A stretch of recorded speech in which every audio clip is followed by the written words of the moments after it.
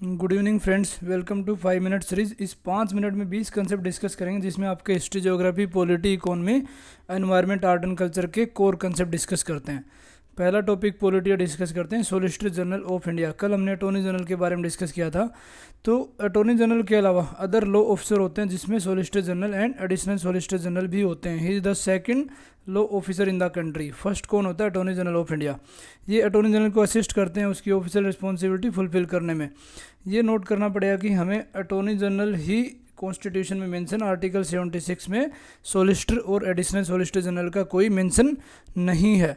ये एक statutory body है। जो अपॉइंटमेंट कमेटी होती है कैबिनेट की, वो इसको अपॉइंट करती है और प्रेसिडेंट इसको ऑफिशियली अपॉइंट करता है सॉलिसिटर जनरल को। ये रीअपॉइंटमेंट के लिए एलिजिबल भी होते हैं। ड्यूटीज़ की बात करते हैं। सबसे पहले क्या ड्यूटी है इनकी? ड्यूटीज़ हैं जो कंडीशन ऑफ सर्विस रूल 1987 में इनकी ड्यूटीज़ मेंशन है, कॉन्स्टिट्यूशन में मेंशन नहीं है। ये गवर्नमेंट को एडवाइस देते हैं लीगल मैटर के ऊपर, और वो जो लीगल करेक्टर जो कि रेफर किए जाते हैं गवर्नमेंट ऑफ इंडिया के द्वारा।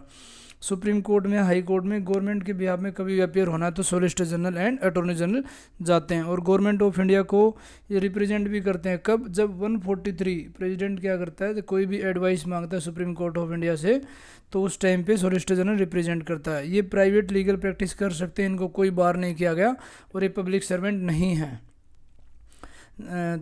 ज्योग्राफी में डिस्कस करते हैं गोदावरी रिवर। गोदावरी क्या लार्जेस्ट रिवर है? कहाँ की? पेनिनसुलर, जो हमारा पेनिनसुलर पार्ट है उसकी लार्जेस्ट रिवर है। इसको दक्षिण गंगा भी कहते हैं। और बेसिन की जो लोकेशन है, नॉर्थ में सतमाला हिल है, साउथ में Ajanta range and Mahadev hill, east में ईस्टर्न घाट एंड वेस्ट में वेस्टर्न घाट। कई बार डायरेक्ट लोकेशन आती है कि कौन सी रिवर है, ये वाली लोकेशंस के बीच में। त्रिभंकेश्वर से ओरिजिनेट होती है, नासिक से।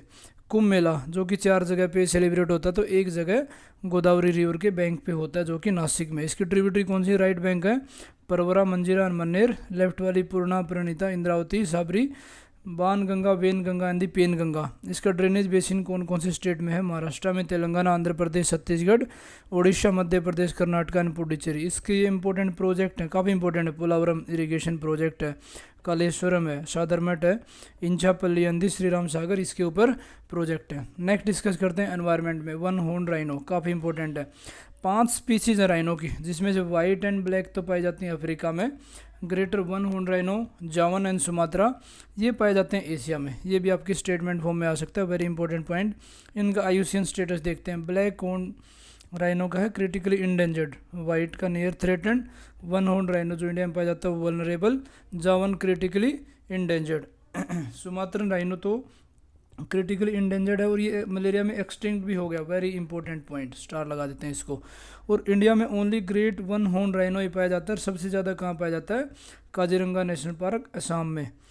और इंडियन राइनो भी इसको बोला जाता है, और ये सबसे बड़ा भी है। कितना इंपॉर्टेंट फैक्ट है, सबसे बड़ा भी है। यहाँ पे सिर्फ वन हॉर्न राइनो पाया जाता है, और असम के काजीरंगा में सबसे ज़्यादा है। इसको आइडेंटिफाई कैसे करते हैं? इसका सिंगल ब्लैक हॉर्न होता है और ग्रे ब्राउन हाइड होती है, इसकी स्किन में फोल्डिंग होती है। ये ग्रेजिंग कहाँ पे करता है? ग्रासेस में, लीव्स में, ब्रांचेज में, fruits and the aquatic plants में। नियर बाई 2700 राइनो पाए जाते हैं इंडिया में, जिसमें Pobitora wildlife sanctuary, Rajiv Gandhi, Orang national park, Kaziranga and Manas national park, ये सारे असम में है। यहाँ पे काजीरंगा में सबसे ज़्यादा वन हॉर्न राइनो पाए जाते हैं।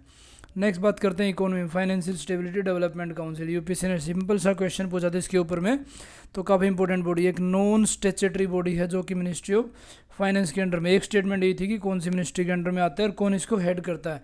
ये हेड की जाती है फाइनेंस मिनिस्टर के द्वारा। रघुराम राजन कमेटी 2008 में इसको इस्टेब्लिश करने के लिए रिकमेंडेशन दी थी। फाइनेंस मिनिस्टर का चेयरमैन होता है।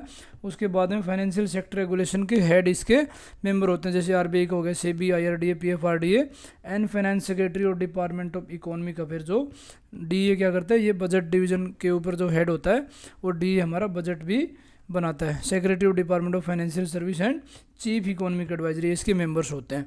इसकी जो सब कमेटी होती है वो हेडेड की जाती है आरबीआई के गवर्नर के द्वारा।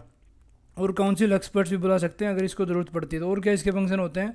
जो मैक्रो प्रूडेंशियल होते हैं फाइनेंस के, इकोनॉमी के, उसको मॉनिटर करना, और लार्ज फाइनेंस कोग्लोमरेट्स होते हैं उससे रिलेटेड कुछ है तो उसमें फाइनेंशियल स्टेबिलिटी डेवलपमेंट काउंसिल का रोल आता है इंस्टीट्यूशन को स्ट्रेंथन करना ताकि फाइनेंशियल स्टेबिलिटी को मेंटेन किया जाए, इंटर रेगुलेटरी कोऑर्डिनेशन को बढ़ाना और फाइनेंशियल सेक्टर का डेवलपमेंट को मॉनिटर करना। हिस्ट्री बात करते हैं, खेड़ा सत्याग्रह, कल हमने चंपारण सत्याग्रह के ऊपर बात की थी, 1918 में हुआ था। ये फर्स्ट नॉन कोऑपरेशन मूवमेंट था और चंपारण वाला क्या था, वो फर्स्ट सिविल डिसोबीडियंस मूवमेंट था, महात्मा गांधी के द्वारा लीडरशिप प्रोवाइड की गई थी। ये बेसिकली पीजेंट पटीदार जो कम्युनिटी थी उनका शोषण हो रहा था, उनके ऊपर जो 23% टैक्स हाई किया गया था क्योंकि कितनी क्रॉप फेलियर हो गई थी और प्लेग एंड कोलेरा फैला हुआ था, फिर भी ब्रिटिशर्स ने 23% टैक्स हाई किया गया था, उसके ऊपर इन्होंने प्रोटेस्ट स्टार्ट किया था। कौन कौन इसमें लीडर थे, सरदार वल्लभ भाई पटेल, इंदुलाल याग्निक, शंकरलाल एंड महादेव देसाई। कई बार ये होता है कि कौन कौन से लीडर्स यहाँ से इससे एसोसिएट थे। महात्मा गांधी ने पेजेंट को एडवाइज किया कि आप जो भी रेवेन्यू है वो जो टैक्स है उनको पे मत करें जब तक कि उनकी डिमांड न मानी जाए, जबकि उसको कम न किया जाए।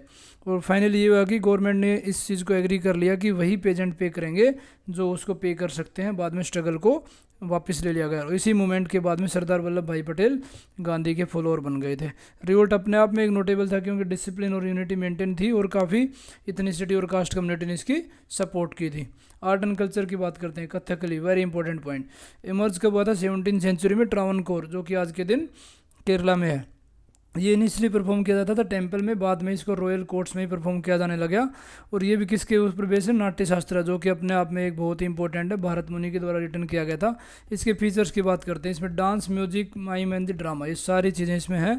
मेन फोकस होता है हाईली स्टाइलाइज है, rhythmic swaying, intricate foot movement होता है and the hand gesture, various hand gesture होते हैं जिनको मुद्राज कहते हैं। और इसमें मेकअप, इसमें जो मेकअप होता है 5 तरह का होता है, डिफरेंट कलर के द्वारा डिपिक्ट किया जाता है डिफरेंट कैरेक्टर को। जैसे ग्रीन है नोबल को किया जाता है, ब्लैक हो गया एविल को किया जाता है, रेडियंट हो गया कि और जो गुड पीपल होते हैं उसको किया जाता है। बियर्ड में भी डिफरेंट टाइप के बियर्ड होते हैं जिसमें कोई एविल का रोल प्ले करता है, कोई अपना विलेन का रोल प्ले करता है, कोई उसके सपोर्टर का रोल प्ले करता है, और लास्ट में नाइफ, तो आप देखिए नाइफ भी विलेन को ही रिप्रेजेंट करता है।